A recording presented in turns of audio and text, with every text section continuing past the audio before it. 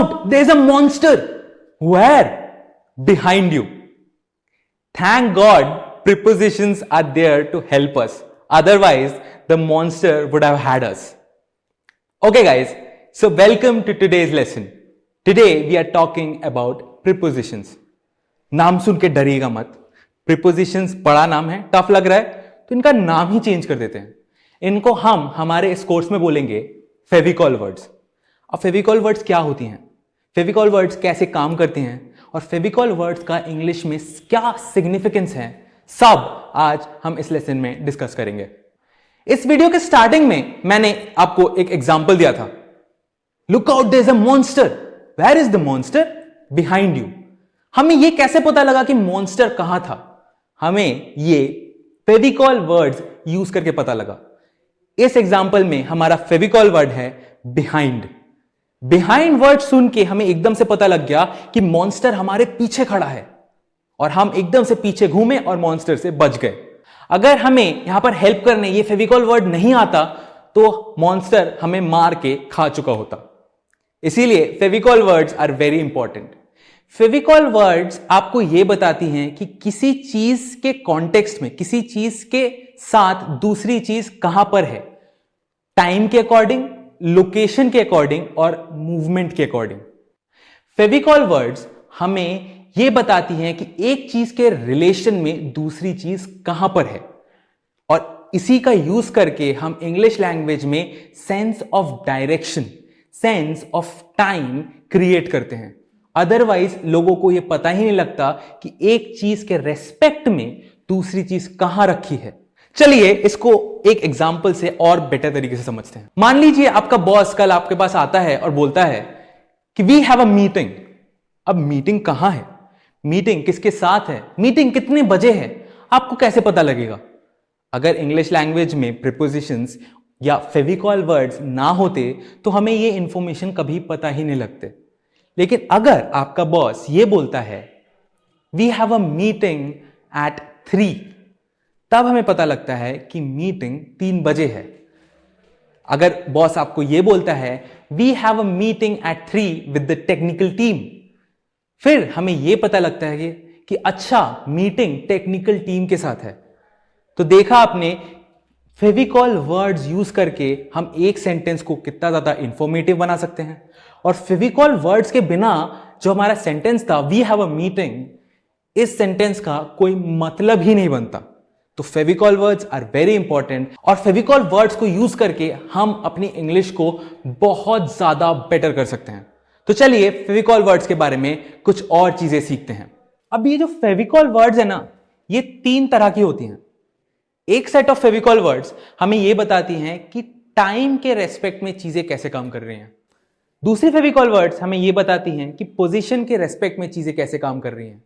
और तीसरी set of Fevicol words हमें यह बताती हैं कि मूवमेंट के रेस्पेक्ट में चीजें किस तरीके से काम करती हैं. चलिए इनके एग्जांपल्स देखते हैं और इनको और बेटर तरीके से समझते हैं. जो हमारे पहले फेविकॉल वर्ड्स हैं, पहले सेट ऑफ फेविकॉल वर्ड्स हैं, वो हमें टाइम के रेस्पेक्ट में चीजों का रिलेशनशिप बताती हैं. तो चलिए इसका एग्जाम्पल देखते हैं. I woke up at 7 AM. I woke up at 7 AM. इस सेंटेंस में जो हमारा वर्ड है एट, एट, वो है हमारा प्रीपोजिशन. एट यूज करके हमने ये बताया कि हम ये वर्ब जो है सेंटेंस में वो कब करेंगे, हम कब उठेंगे, ये हमने एट यूज करके बताया. सेकेंड एग्जाम्पल है I was born on 15th July. I was born on 15th July. इसमें हमने ऑन वर्ड से बताया कि हम कब पैदा हुए थे, 15th July को.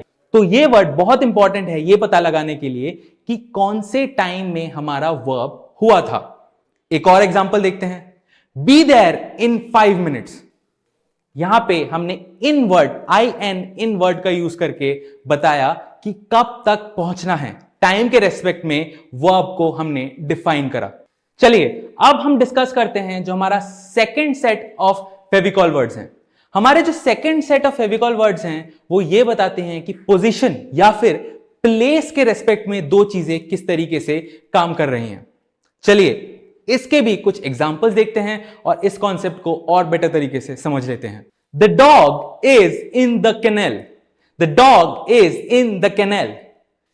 इस सेंटेंस में हमने आई एन इन से पता लगाया कि डॉग कहां है। चलिए एक और सेंटेंस देखते हैं। Ravi is in the car. Ravi is in the car. इस सेंटेंस में भी हमने आई एन इन का यूज करके यह पता लगाया कि रवि कहां है। रवि कार के अंदर है। तो फेविकॉल वर्ड ने हमें हेल्प करा रवि की पोजीशनिंग समझने के लिए, रवि का प्लेस समझने के लिए। चलिए अब हम हमारे तीसरे सेट ऑफ फेविकॉल वर्ड्स भी डिस्कस कर लेते हैं। जो हमारा तीसरा सेट ऑफ फेविकॉल वर्ड है वो है Fevicol words with respect to movement. ये वर्ड्स हमें ये बताती हैं कि दो चीजों के बीच में मूवमेंट कैसे हो रहा है और उनके बीच में मूवमेंट का क्या रिलेशन है। तो चलिए कुछ एग्जांपल्स देखते हैं और इस कॉन्सेप्ट को बेटर तरीके से समझते हैं। I go to the temple every day. I go to the temple every day. इस सेंटेंस में हमने to यूज करके यह पता लगाया कि मैं कहां जाता हूं, मैं मंदिर जाता हूं। मेरी मूवमेंट के बारे में आपको आइडिया लग पाया to वर्ड को यूज करके। तो चलिए अब एक और एग्जांपल देखते हैं। I will go on a vacation to Himachal Pradesh. I will go on a vacation to Himachal Pradesh. कहां जाऊंगा मैं वेकेशन में? हिमाचल प्रदेश। to इस वर्ड का यूज करके, इस फेविकॉल वर्ड का यूज करके हमने पता लगाया कि मेरी मूवमेंट किस डायरेक्शन में होने वाली है। तो इस वीडियो को फटाफट समराइज करते हैं और फेविकॉल वर्ड्स को बहुत अच्छे से समझ लेते हैं।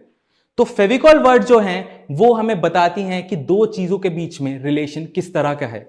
क्या वो टाइम के बेसिस पे है, क्या वो मूवमेंट के बेसिस पे है, क्या वो पोजीशन के बेसिस पे है। और जैसा कि मैंने आपको बताया ये तीन तरह की होती हैं, टाइम, पोजीशन एंड मूवमेंट। तो चलिए आज के इस लेसन में अच्छे से प्रैक्टिस करिएगा, फेविकॉल वर्ड्स को अच्छे से समझ लीजिएगा और अपनी इंग्लिश को इंप्रूव कर लीजिएगा। All the best.